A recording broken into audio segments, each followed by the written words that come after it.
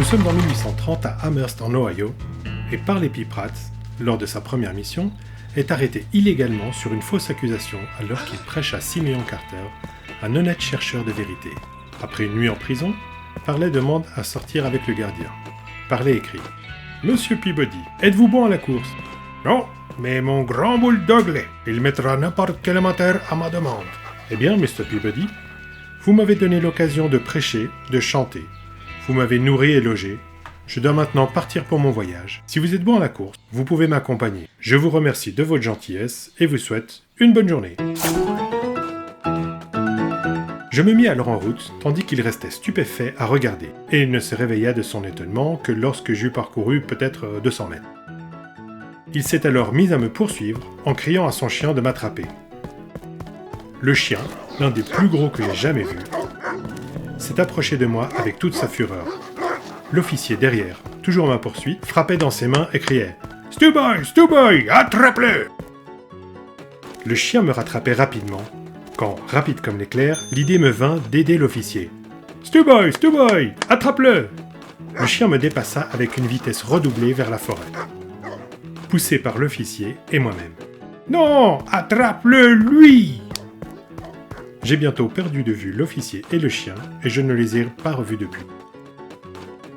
Peu après, Elder Pratt rejoint ses compagnons de mission quelques kilomètres plus loin.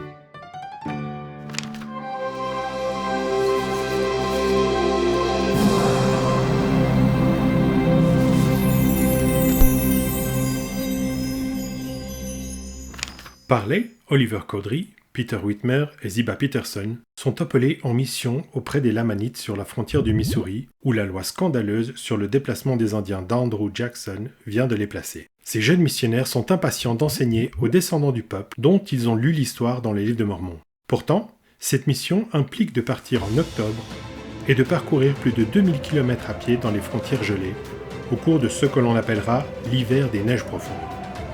Heureusement, ils ne sont pas seuls dans cette immense entreprise, car le Seigneur leur assure qu'il sera avec eux et qu'il ira au milieu d'eux.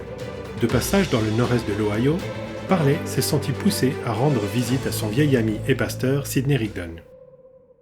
La grande congrégation de Sidney essayait activement de ressembler à l'église que le Christ avait formée avec ses apôtres. Parley a donc témoigné avec force à Sidney qu'il avait trouvé l'église restaurée du Christ, pour de vrai. Il a supplié Sidney de lire le livre de Mormon et il lui a demandé de prêcher à sa congrégation. Les Rigdon et leurs 6 enfants vivaient dans une maison qui leur avait été donnée par leur congrégation et qu'ils perdraient, ainsi que l'emploi de Sidney, s'ils se convertissaient à cette nouvelle foi. Cependant, Sidney et sa femme, Phoebe, ont prié et ont trouvé la paix en sachant que c'était la bonne décision. « Je me suis rendu compte de ce qu'il en coûte. Je veux faire la volonté de Dieu, que ce soit dans la vie ou dans la mort. » Sidney était un peu comme un Jean-Baptiste des temps modernes. Il avait préparé son groupe à la grande vérité à venir. Toute la congrégation de Sidney reconnut la vérité, et la plupart furent baptisés. Un soir, les missionnaires ont enseigné à un grand groupe de la congrégation de Sidney, tard dans la soirée, chez les Morley. Et 17 personnes ont été baptisées. Au beau milieu de l'hiver! Ces conversions ont amené de plus en plus de gens à venir écouter ce nouveau message et Oliver a dû écrire à Joseph pour lui demander des tonnes d'exemplaires supplémentaires du livre de Mormon. Incroyablement, 4 hommes en 4 semaines avec Dieu ont plus que doublé le nombre de membres de l'Église. De toute évidence, le Seigneur les aidait. Les missionnaires ont aimé enseigner en Ohio, mais ils savent que leur mission consistait à enseigner les Lamanites. Après avoir créé quelques branches de l'Église en Ohio et ordonné des hommes pour les diriger, ils se dirigent vers le désert.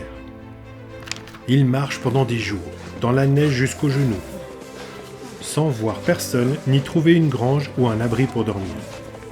Ils essaient même une fois de voyager en bateau, mais l'eau est trop gelée.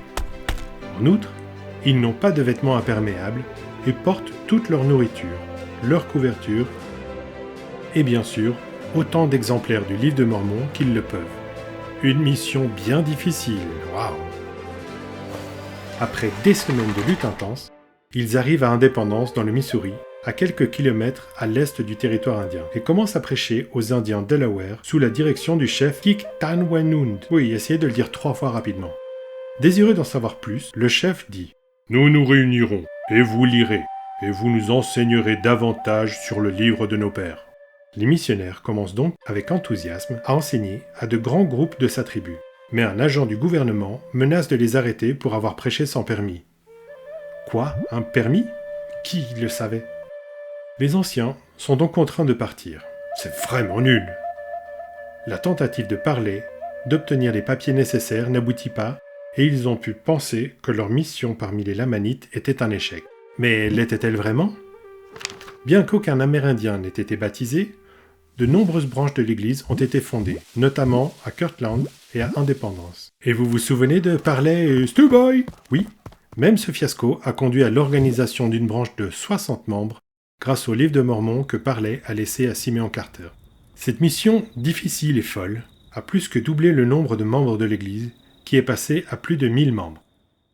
Oui, le voyage est parfois aussi important que la destination. La prochaine fois, l'Église croissante recevra une annonce qui fera l'effet d'une bombe.